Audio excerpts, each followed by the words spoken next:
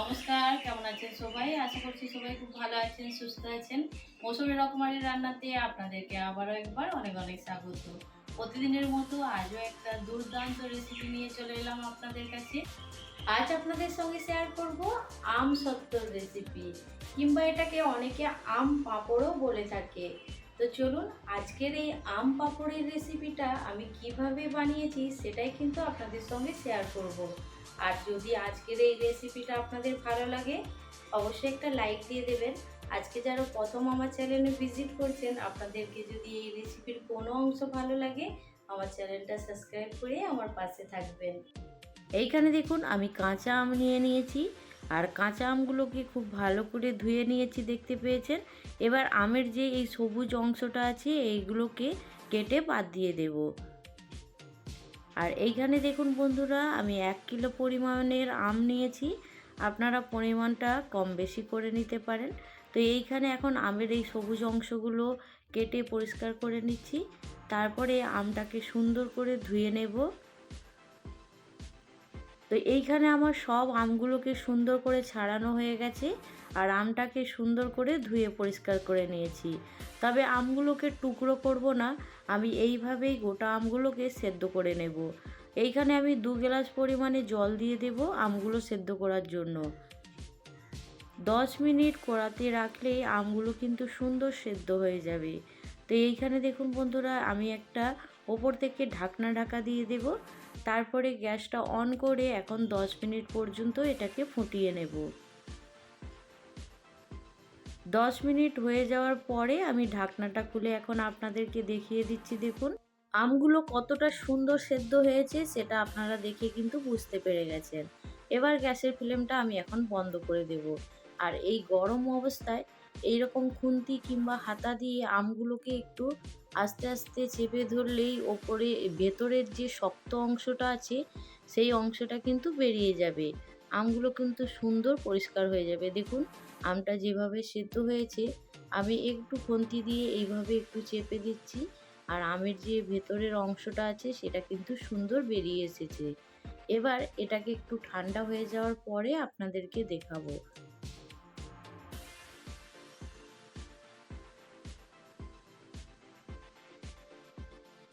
কিছুক্ষণ অপেক্ষা করার পরে এটা কিন্তু সুন্দর একদম ঠান্ডা হয়ে গেছে। এবার এইখান থেকে আমি সুন্দর করে একটা ছাঁকনির মধ্যে আমগুলোকে দিয়ে একদম ছেঁকে পরিষ্কার করে নেব। আমের যদি শক্ত অংশ থাকে তাহলে আমসত্ত্বের মধ্যে ভালো লাগবে না, সেই জন্য আমি এইখানে দেখুন একটা ছাঁকনির মধ্যে দিয়ে সুন্দর করে এখন পরিষ্কার করে ছেঁকে নিচ্ছি। আমের যে পাল্পটা আছে সেটাকে বের করে নিচ্ছি।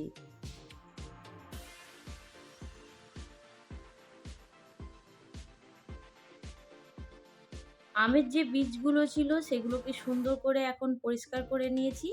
এবার হাত দিয়ে একটু এইভাবে ঘুরিয়ে ঘুরিয়ে আমের পাল্পটাকে সুন্দর করে বের করে নেব। এখানে দেখুন সুন্দর কিন্তু পাল্পটা একদম ছাঁকা হয়ে পরিষ্কার হয়ে যাচ্ছে, দেখতে পাচ্ছেন। আর এই রকম করেই সম্পূর্ণটা পরিষ্কার করে নেব। এইখানে দেখুন বন্ধুরা, আমি সুন্দর করে পাল্পটাকে বের করে নিয়েছি, তারপরে যে মোটা শক্ত অংশগুলো রয়ে গেছে সেটাকে বাদ দিয়ে দিয়েছি। এইখানে এই কাজটা কিন্তু খুব তাড়াতাড়ি আগে থেকেই করে রাখতে হবে। থালার মধ্যে আমি অল্প পরিমাণে তেল দিয়ে দুটো থালার মধ্যে সুন্দর করে লাগিয়ে এখন রেখে দেব। পরে তাহলে আর খুব তাড়াহুড়ো করতে হবে না, সময়ের সঙ্গে সঙ্গে সব কাজ হয়ে যাবে। আমটা ছোট ছোট করে কেটে না সেদ্ধ করলেও কিন্তু গোটা আম সেদ্ধ করলেও খুব সহজেই কিন্তু সেদ্ধ করা হয়ে যাবে, আর তার থেকে পাল্পটা কিন্তু খুব তাড়াতাড়ি বের করে নিতে পারবেন। তো পদ্ধতিটা তো আপনারা দেখেই নিয়েছেন। আর এইখানে দেখুন আমি একটা কড়া গ্যাস অন করে গরম করে নিয়েছি, তারপরে এর মধ্যে দেখুন পরিমাণ মতো চিনি দিয়েছি। চিনিটাকে আগে আমি একটু ক্যারামেল বানিয়ে নেব, আমসত্ত্বের যে দোকানে কালারটা থাকে একদম সেই রকম কালার আসার জন্য। আর চিনিটা কিন্তু এখন কোনো রকমভাবে নাড়াচাড়া করব না। চিনির মধ্যে থেকে যখন একটু কালার চলে আসবে তখনই চিনিটাকে একটু নাড়াচাড়া করে দিতে হবে। আর এইখানে কিন্তু আমার মোট 300 গ্রামের উপরে চিনি আছে। আর আমটা যতটা টক থাকবে সেই হিসেবেই কিন্তু মিষ্টিটা দিতে হবে। তো একটু আমসত্ত্বের মধ্যে টক মিষ্টি থাকলে খেতে বেশি ভালো লাগে। আর এইখানে দেখুন আমসত্ত্বের স্বাদটাকে বাড়ানোর জন্য আমি এক টুকরো ডালচিনি আর তার সঙ্গে দুটো তেজপাতা দিয়ে দিয়েছি। তবে এখনও পর্যন্ত আমের পাল্পটা দিইনি। এইখানে চিনিটাকে ক্যারামেল করে নিয়েছি, কালারটা দেখুন দুর্দান্ত এসেছে। তবে গ্যাসের ফ্লেমটার ওপরে খুব ভালো করে খেয়াল রাখতে হবে। যদি এটাকে হাই ফ্লেমে করা হয় তাহলে কিন্তু চিনির ক্যারামেলটা পুড়ে যাবে আর খেতে বেশি ভালো লাগবে না। একটু সময় নিয়ে ধৈর্য ধরে করবেন, দেখবেন খুব সুন্দর কালার আসবে। আর এইখানে দেখুন আমি চিনির ক্যারামেলটা হয়ে যাওয়ার পরে তারপরে আমের পাল্পটাকে এইখানে দিয়ে দিয়েছি। দিয়ে এবার খুব ভালো করে নাড়াচাড়া করছি। আর এইভাবেই যখন নাড়াচাড়া করবেন গ্যাসের ফ্লেমটাকে কিন্তু একটু লো ফ্লেমে করে দেবেন। দিয়ে নাড়াচাড়া করতে করতে এই চিনির ক্যারামেলটা একটু শক্ত হয়ে যাবে, কিন্তু আস্তে আস্তে ক্যারামেলটা একদম গলে যাবে, গলে আমের সঙ্গে একদম মিশে যাবে। তো এইখানে দেখুন আমটাকে সব আমি দিয়ে সুন্দর করে এখন নাড়াচাড়া করে নিচ্ছি।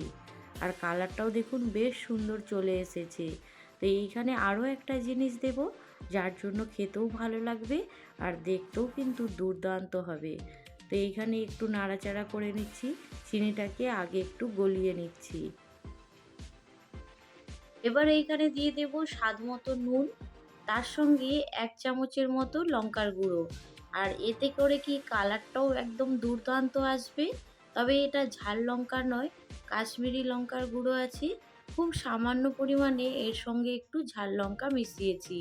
তো এইখানে দেখুন এটা দেওয়ার সঙ্গে সঙ্গে কালারটাও দুর্দান্ত চলে এসেছে। আর একদম হালকা ঝাল, এর মধ্যে কোনো রকম বেশি ঝাল নেই, কিন্তু খেতে দুর্দান্ত লাগবে। আর এখন দেখুন আমি হাফ চামচের মতো দিয়ে দেব বিট লবণ। বিট লবণ দিলেও কিন্তু স্বাদটা খুব সুন্দর আসবে। এইখানে লঙ্কা গুঁড়োটা দেওয়ার সঙ্গে সঙ্গে দেখুন আমসত্ত্বের কালারটা কত সুন্দর চলে এসেছে। তো বন্ধুরা অবশ্যই একটু লঙ্কা গুঁড়ো দেবেন, দেখবেন খেতেও সুন্দর লাগছে আর আমসত্ত্বের কালারটাও কিন্তু দুর্দান্ত আসবে। আর আমি এখানে কিন্তু তেজপাতা আর ডালচিনিটাকে এখন ফেলে দিয়েছি, আর ওটার কোনো কাজ নেই। তো ওর যে ফ্লেভারটা সেটা কিন্তু আমসত্ত্বের মধ্যে চলে এসেছে। এবার দেখুন বন্ধুরা এইখানে আমের যে পাল্পটা তার ঘনত্বটা একটু দেখে নিন। আর রোদে দেওয়ার ঝামেলা ছাড়াই কিন্তু এইভাবে যদি বানানো হয় তাহলে কিন্তু খুব সহজেই থালা থেকে আমসত্ত্বটা উঠে আসবে। আর এইখানে ঘনত্বটা দেখে আপনারা বুঝতেই পারছেন আমার কিন্তু এটা একদম রেডি হয়ে গেছে। তো আমি এখন দুটো থালার মধ্যে ঢেলে নিচ্ছি। তো এইখানে দেখুন বন্ধুরা আমি দুটো থালার মধ্যে এখন সমানভাবে এটাকে ঢেলে নিচ্ছি কড়া থেকে। 2-3 ঘন্টার রোদে দেওয়ার সঙ্গে সঙ্গে কিন্তু এই আমসত্ত্ব কিংবা আম পাঁপড়টা একদম কিন্তু রেডি হয়ে যাবে। যতক্ষণ না কড়ার মধ্যে ঘন হয়ে আসে ততক্ষণ পর্যন্ত আপনাদেরকে কিন্তু এটা কড়ার মধ্যে নাড়াচাড়া করে যেতে হবে। যখন দেখবেন একদম ঘন হয়ে গেছে তখন কিন্তু থালার মধ্যে এইভাবে ঢেলে নেবেন। আর এটা বানানো দেখলেন তো একদম সহজ। এবার আমি 2 থেকে 3 ঘন্টা শুধু রোদের মধ্যে রাখবো, তারপরেই কিন্তু রেডি হয়ে যাবে। তো দেখতে কতটা লোভনীয় লাগছে দেখে বুঝতে পারছেন। তো চলুন 2-3 ঘন্টা পরে আপনাদের কাছে ফিরে আসছি। এইখানে দেখুন 2 থেকে 3 ঘন্টা আমি রোদের মধ্যে রেখে দিয়েছিলাম, তারপরে আপনাদের কাছে ফিরে এসেছি। তো এইখানে আমসত্ত্বটা দেখতে কতটা লোভনীয় হয়েছে আপনারা দেখে কিন্তু বুঝতে পেরে গেছেন। তো আজকের এই রেসিপিটা আপনাদের কেমন লাগলো ছোট্ট করে একটা কমেন্টের মাধ্যমে জানাবেন। আপনাদের একটা সুন্দর কমেন্ট পেলে আমারও কিন্তু ভিডিও বানানোর উৎসাহটা বেড়ে যাবে। আর এইখানে দেখুন আম পাঁপড়টা কত সুন্দর থালা থেকে উঠে আসছে।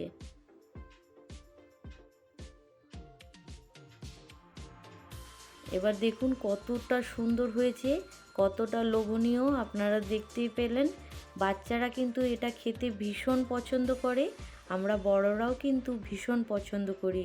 তো এখন তো কাঁচা আমের সিজন, তবে অবশ্যই কিন্তু এইভাবে বানিয়ে আপনারা সারা বছর জুড়ে খেতে পারবেন।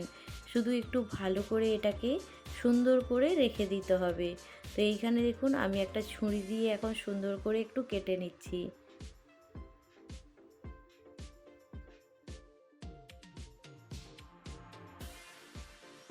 ছুরি দিয়ে কেটে নেওয়ার পরে দেখুন এবারে এটাকে সুন্দর করে একটা রোল করে নিচ্ছি। আর রোল করে নেওয়ার পরে দেখুন দেখতে কতটা লোভনীয় লাগছে।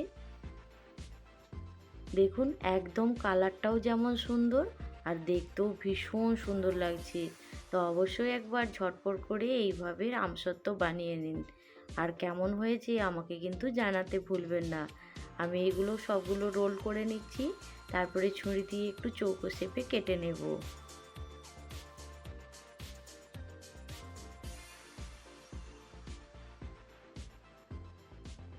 দুটো আমসত্ত্বকেই কেটে আমি এখন সুন্দর করে রেডি করে নিচ্ছি। আর তারপরে দেখুন প্লেটের মধ্যে সুন্দর করে সাজিয়ে নিয়েছি। আর সাজানোর পরে কেমন লাগছে জানাতে কিন্তু একদম ভুলবেন না। তো দেখে নিলেন আমসত্ত্ব বানানো কতটা সহজ। আর এটা কিন্তু আপনারা সারা বছর জুড়ে খেতে পারবেন। খুব ভালো করে যদি এটাকে রাখা যায় সারা বছর জুড়ে খেতে পারবেন। আজকের রেসিপি এইখানেই শেষ করছি। আর খেতে তো দুর্দান্ত হয়, অবশ্যই একবার এইভাবে বানিয়ে দেখবেন। চলুন তাহলে সবাই ভালো থাকবেন, সুস্থ থাকবেন, বাই।